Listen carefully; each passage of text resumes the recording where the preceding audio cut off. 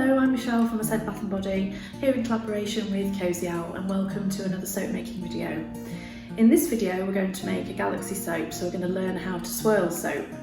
We're going to use a pre-manufactured soap base, so it's going to be suitable for beginner soap makers. We're going to use 3 colours in this soap, and we're going to swirl them all together. And we're also going to add some glitter as well. So let's get started. Okay, so here is everything we need to make our galaxy soap. We have our soap base and we're using the clear base, and it comes in these 1 kilogram tubs. I'm going to add some shea butter into this soap as it's really great for skin. For the fragrance oil, I've chosen Alien Type from Cosy Owl, as I thought this would work really well with the galaxy themed soap. The soap mould I'm using is a round 4 cavity mould from Cosy Owl. And we're going to use 3 different coloured mica powders, and we're going to learn how to swirl those colours together. I'm also using some biodegradable silver glitter, as I thought that would create a really cool star effect. I have my chopping board, I have my spatula, I have my sharp knife for cutting the soap base, I have 2 sets of scales, my normal table scale for weighing the soap base and the shea butter, and my jewellery scale, which is really handy for weighing amounts less than a gram. I have my infrared thermometer, and I have 4 glass beakers here with some lolly sticks, which I'm going to use to mix the mica in. We mix a little paste with the sticks using the rubbing alcohol. I have my bottle of rubbing alcohol to get rid of any bubbles at the end, and I have my 3 melting pots. I have 1 large one and I have 2 smaller ones. So I will melt the base into the large pot and then decant into the 2 smaller pots. And then finally I have my double boiler, which is my hob, and my pan of boiling water, which I will melt the soap base in. Okay, so as you can see, I've opened the tub of soap base and I've basically cut it down the middle. The soap tubs weigh 1 kilogram, so as you can see, cutting it down the middle gives me 500 grams, which I've already weighed out, and you can see that on the scale. So the next thing I need to do is to take my knife and to chop this into smallish size chunks.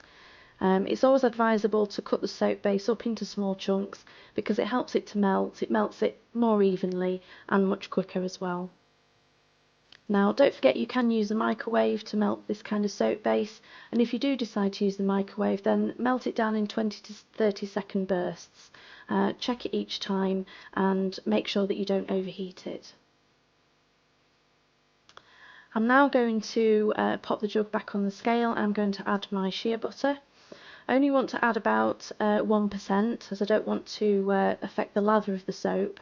So I'm just going to scoop this out and pop it straight into the jug. Okay, so I think I've got about 5 now. So I'm now going to take my jug of the soap base and the shea butter, and I'm going to pop it straight into my double boiler and wait for it to melt down. I've got my heat on low to medium. You don't want it on too high because you don't want the soap base to melt too quickly, else it might scorch. But you don't want it on too low either, as it will take a really long time to melt down. So low to medium heat is just about perfect. Okay, so as you can see, the soap bases and the shea butter are melting down nicely. And I'm going to pop in every so often just to give it a quick stir, but don't stir it too much as you'll introduce too many bubbles into it. Okay, so as you can see, my soap base is now fully melted down. I have no chunks left, so I'm now going to mix my mica powders ready to add into the base. Now I use these jewellery scales to measure mica because they're really handy for weighing amounts less than a gram. So I'm going to put my one of my glass beakers onto the scale, and I'm going to start with weighing the glitter. Now this is biodegradable silver glitter. As of since 2019, it's been part of the regulations that if you use any glitter in your soap, because it's a wash-off product, it must be biodegradable glitter. So I'm going to add about half a gram for the amount of soap base that I've got. I just want to create enough to create an effect of some super sparkly stars in the soap.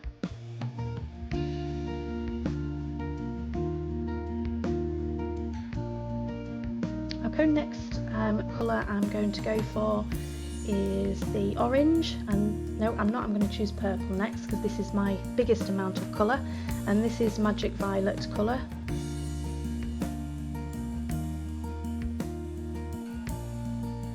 this is the biggest colour that I'm going to use, so I'm going to go for 1.5 grams of this one. Don't forget that if you're making soap for yourself, you can play about with these amounts until you get the desired colour or the effect that you want.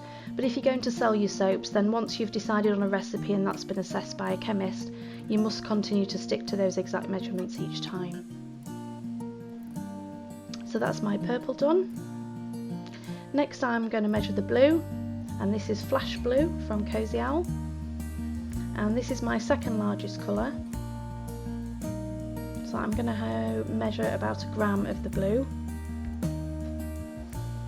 Super top tip for storing mica powders is once you've got them in these little plastic bags, it's quite handy if you decant them into little plastic tubs with screw lids.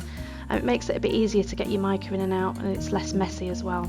So that's a top tip for storing mica for you. Okay, so I've got 1 gram of the blue.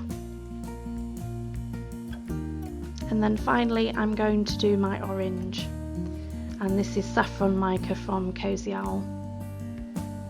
This is going to be my smaller colour. I only want a touch of orange just to give the effect that I'm looking for. So I'm going to do 0.7 of this one.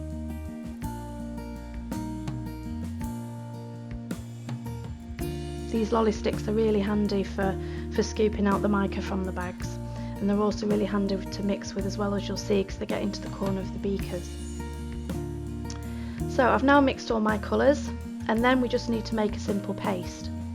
So what I do is I get my rubbing alcohol and I spray just the right amount into each beaker just to create a paste.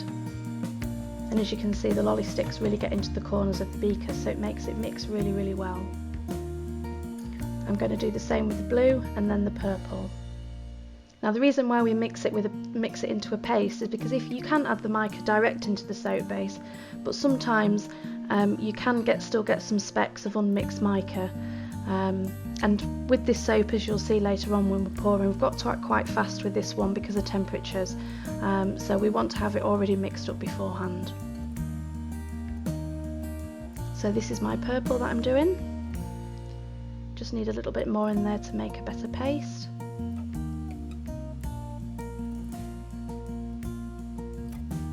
Okay, and there are our 3 colours. We don't need to put any rubbing alcohol into the glitter because that will be poured directly into the jug. So now my soap base is now cooled and it's fully melted, and we've cooled it to about 65 degrees C.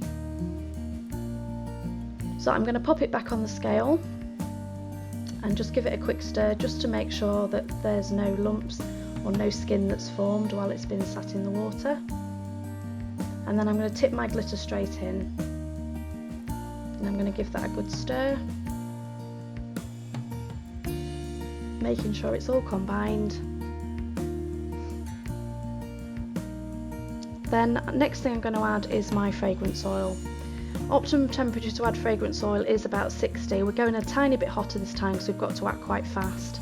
So when you're adding your fragrance oil, make sure that you check the flash point of the fragrance oil. This one is 80 degrees C, so we're okay. We're adding under the flash point, so that's fine. Also make sure you check the IFRA statement to check how much you can add. As a rule of thumb for soap it's 2%, so into here I would be adding around about 10 grams.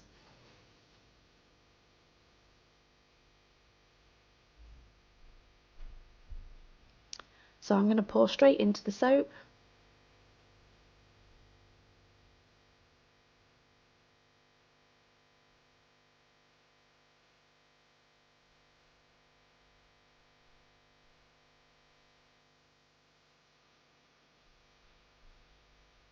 Oh, I've just gone under here, we've just gone to 9, but that's fine. And I've spilt some, so I'm just going to make sure I wipe that up quite quickly. And then I'm going to give this a really good stir so we don't have any pockets of fragrance oil in any of the finished soap. Now the next thing I'm going to do is decant the soap into the different jugs and mix the colours. Now all the time the soap base is getting colder and it's going to start setting, so we've got to act quite fast. This is why I've put one of the empty jugs into the water, because I'm just trying to warm it a little bit to stop the soap setting so quickly. So I'm just going to swap over and I'm going to put the other jug in. Now I'm going to pour about half of the soap base into this jug, and then I'm going to take the other jug out. I'm going to pour just under half of what's left into this jug. So that's going to be for my blue and my purple. The tiny amount that's left in the big jug is for my orange, so I'm going to pop that back into the water to keep it warm. And then I'm going to quickly add the colours, so I've put my purple in and I've put my blue in. I'm going to give these a really good stir. And as I say, when you're swirling melt and pour soap, temperatures are really important. Perfect swirling temperature is about 55 degrees C. Any lower than that, your soap's going to is going to start to set too fast. You're not going to be able to swirl it. Any hotter than that, you're not going to get any distinct swirls. So now the orange is going in, and I'm giving that a quick stir, and we're ready to pour. So I'm going to start and do a two-handed pour, blue in one side, purple in the other, and I'm going to do a quick swirl. So as you can see, they're kind of starting to mix together.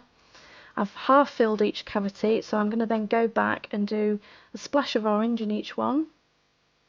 And I've poured a little bit higher with the orange, just so it goes right down to the bottom of the mould, so you can see it in the top of the finished soap. And then I'm going to go back through again and do another two pour with the purple and the blue to fill the mould. And oops, I've been a bit over enthusiastic here, and I've poured too much, but we can sort that later when I unmould. So they're all full now, so we can see we've got bubbles on the surface. But before we spray, if you feel that your colours aren't swirling, you can just swirl a stick through and they will do a nice pretty swirl in each cavity. Give it a quick spray with rubbing alcohol to get rid of the bubbles, and we'll leave these to set for around about 45 minutes. Okay, so these soaps are now all set and they're firm to the touch, so we're ready to unmould. The good thing about doing swirly melt and pour soap is that no two soaps will ever be the same, and that's really the beauty of handmade soap. I love the effect that the swirling melt and pour gives you. So you can see we've got the blue, we've got the purple, and we've got the little hint of orange. So these ones where we over poured slightly, they've got like little skirts on, you can just go ahead and cut that little edge off with a knife and tidy them up, and no one will ever know. So these are our finished Galaxy soaps.